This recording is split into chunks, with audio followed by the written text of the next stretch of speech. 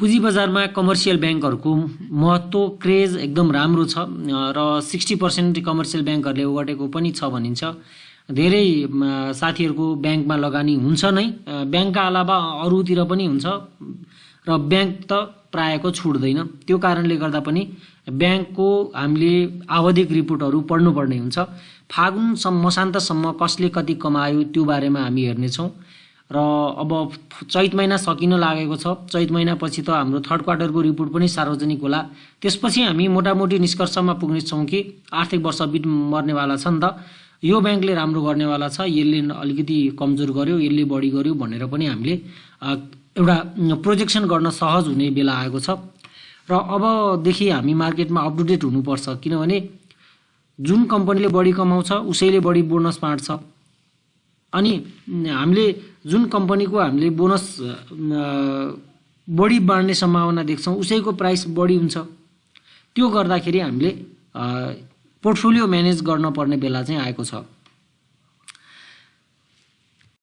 पुँजी बजारमा ब्याङ्कको महत्त्व किन पनि छ भने ब्याङ्क जस्तो पारदर्शी, ब्याङ्क जस्तो रेगुलर बोनस दिने, ब्याङ्क जस्तो एउटा भनौँ न वित्तीय रूपमा अनुशासित सङ्गठन चाहिँ अरू छैन।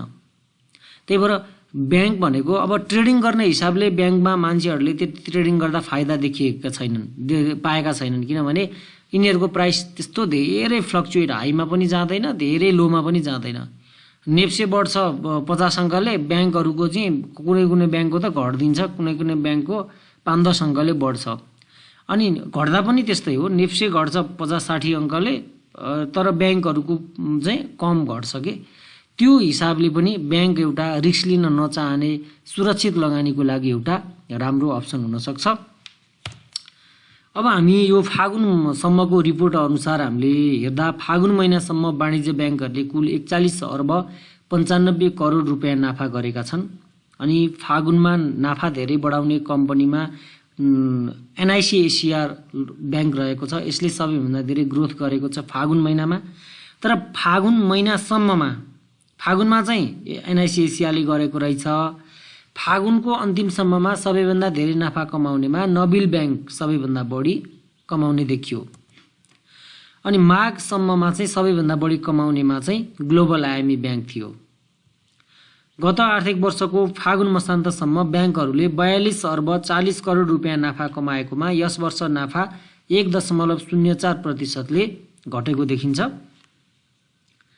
कोभिडको कारणले होला या कोभिडको कारणले भर्खर रिकभर हुँदै थियो, बेला बेलामा अझै पनि पूर्ण रूपमा कोभिडको कारणले गर्दा मान्छेले आफ्नो पेसा व्यवसाय गरिहाल्न सक्ने स्थिति छैन। होटेलहरू अझै पनि एउटा मार्गकै स्थितिमा छ, बाह्य पर्यटनहरू खुल्लेआम हिँड्न सकिरहेका छैनन्। त्यो हिसाबले पनि अलिकति उनीहरूको ऋण चाहिँ अलिकति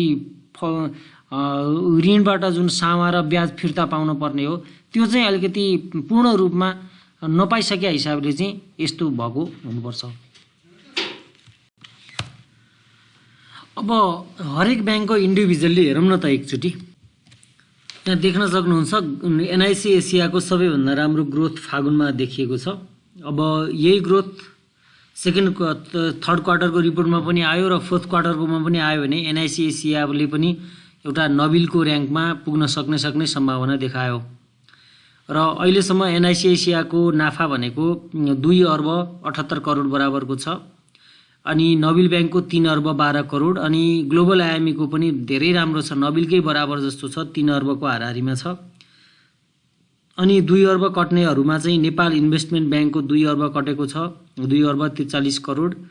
अनि त्यसपछि प्राइम कमर्सियल ब्याङ्कको 2 अर्ब 40 करोड, त्यस्तै एनएमबी ब्याङ्कको 2 अर्ब 19 करोड रहेको छ। अरू ब्याङ्कको 2 अर्ब कटेको छैन।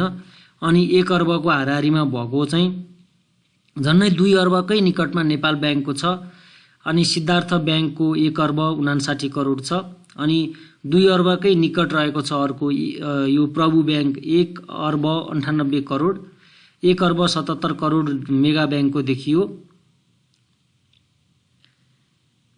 अनि 1 अर्ब 47 करोड सानिमाको देखियो, 1 अर्ब 69 करोड यो एडिबिएलको देखियो, 1 अर्ब 30 करोड एभरेस्ट ब्याङ्कको देखियो, 1 अरब माछापुच्छ्रेको देखियो, कुमारी ब्याङ्कको 1 अर्ब 64 करोड देखियो।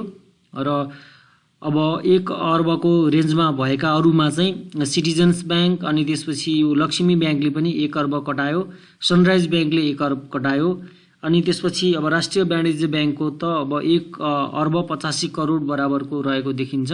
हाम्रो नेप्सेमा सूचीकृत छैन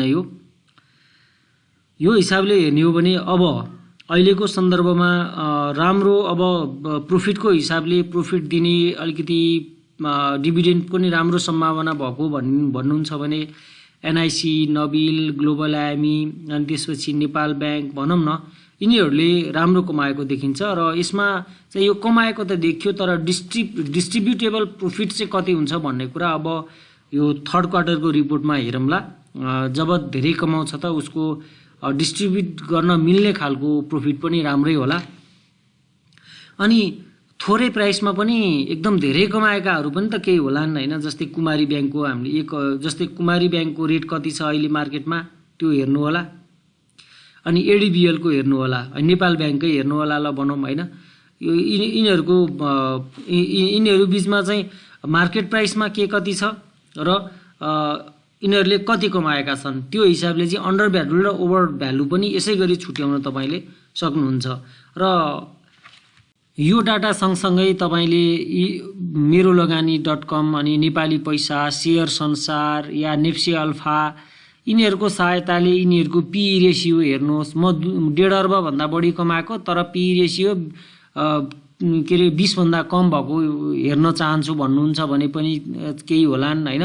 त्यहाँबाट पनि यी धेरै फिल्टर हुन्छन् हैन। कमर्सियल ब्याङ्क भनेको चाहिँ तपाईले लगानी गरेर आनन्दले निन्द्रा लाग्ने खालको स्टक्सहरु हो के। अब अरूले कमाएको देखेर त तपाईलाई डिसस्याटिस्फ्याक्सन होला।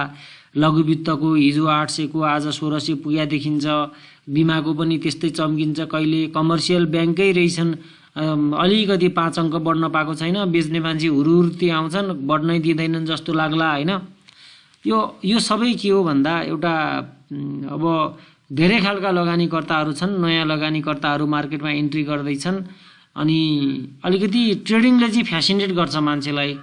आजको 100 को भोलिको 300 पुग्दाखेरि सबैलाई मजा लाग्छ अनि 300 को 600 पुग्दा मजा लाग्छ हैन। अनि त्यही कम्पनी हो 600 को 300 मा आउने पनि त तिनै कम्पनी हुन्। त्यही भएर ब्याङ्किङ सेक्टर चाहिँ ट्रेडिङको लागि भन्दा एकदम इन्भेस्टिङ गर्ने आरामदायी रूपमा कमाउन चाहनेको लागि एकदम ठीक छ हैन। म एकदम हाई रिस्क हाई गेनमा लाग्छु भन्ने कुरा छ भने अरु धेरै महँगा स्टक्सहरु पनि छन् मार्केटमा। विकल्पको मार्केट हो हैन। त्यसरी तपाईले आफ्नो रणनीति बनाउनु होला। मलाई चाहिँ कमर्सियल ब्याङ्कमा लगानी गर्ने राइट टाइम छ जस्तो लाग्छ र अब रिपोर्टहरु पनि थर्ड क्वार्टरको रिपोर्ट आएपछि म तपाईलाई हरेकको रिपोर्ट भिडियो मार्फत हुन्छ कि या सर्ट भिडियो मार्फत हुन्छ कि या स्टोरी मार्फत हुन्छ कि या कम्युनिटी पोस्ट मार्फत हुन्छ, तपाईहरुलाई म हरेक ब्याङ्कको रिपोर्ट आउन साथ ल यसको रिपोर्ट यस्तो आयो भनेर अवगत गराउने नै छु। अहिलेको लागि यति नै।